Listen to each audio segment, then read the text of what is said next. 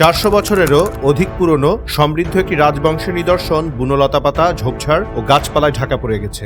এক সময়ের সুদৃশ্য দ্বিতল ভবনটির জানালা দরজার কোনো কিছুই অবশিষ্ট নেই এখন আর। ভবনটির পশ্চিম পাশে ভগ্নাবশেষের ওপর গাছপালা মোটা শেকড় গেড়ে মাথা উঁচু করে ক্রমশ বেড়ে চলেছে।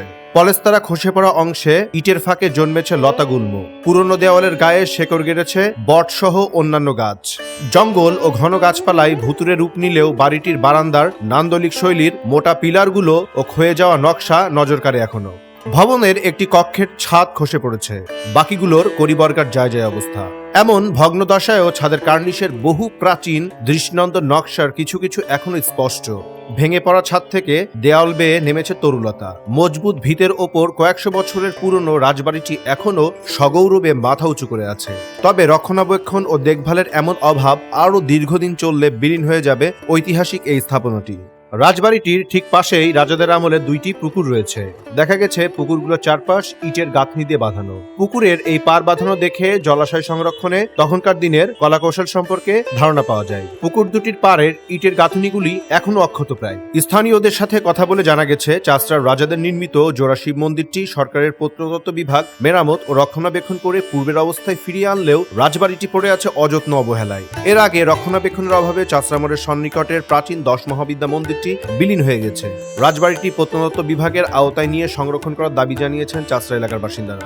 তো পুরনো ঐতিহ্য, মনে করেন অনেক আগের রাজা বাদশাদের ঘর।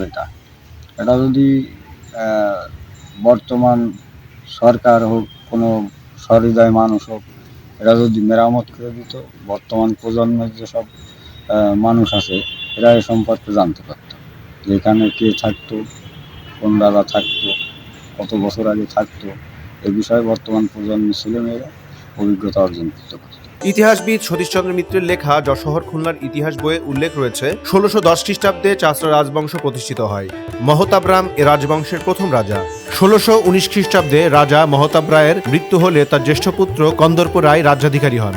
রাজা কন্দর্প রায় খেদাপাড়া থেকে উঠে এসে ইমাদপুর পরগনার অন্তর্গত চাষড়া গ্রামে বসতি স্থাপন করেন। সুতরাং চাষড়া রাজবাড়িটির স্থপতি তিনিই। 1619 থেকে 1658 সাল পর্যন্ত 39 বছর রাজত্ব করেন রাজা কন্দর্প রায়। এরপর বংশানুক্রমিক অনেকেই রাজা হয়েছেন। 1880 সালে রাজবাহাদুর বরদাকণ্ঠ 46 বছর রাজত্ব করে মৃত্যুবরণ করলেও তার ছেলে জ্ঞানদাকণ্ঠ এ বংশের সর্বশেষ রাজা হন।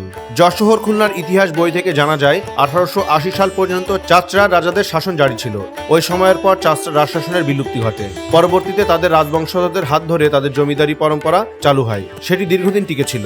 যশোর সরকারি মাইকেল মধুসূদন কলেজের ইতিহাস বিভাগের সহকারী অধ্যাপক শাহজাহান কবির জানান, প্রাচীন এসব নিদর্শনের ঐতিহাসিক মূল্য অনেক।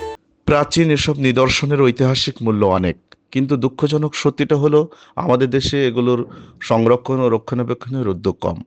প্রাচীন এসব ঐতিহাসিক স্থাপনা দেখে নতুন প্রজন্ম তখনকার ইতিহাস, নির্মাণশৈলী ও ভবনের নকশা কাঠামো সহ প্রচলিত শিল্প সম্পর্কে জ্ঞান লাভ করতে পারে।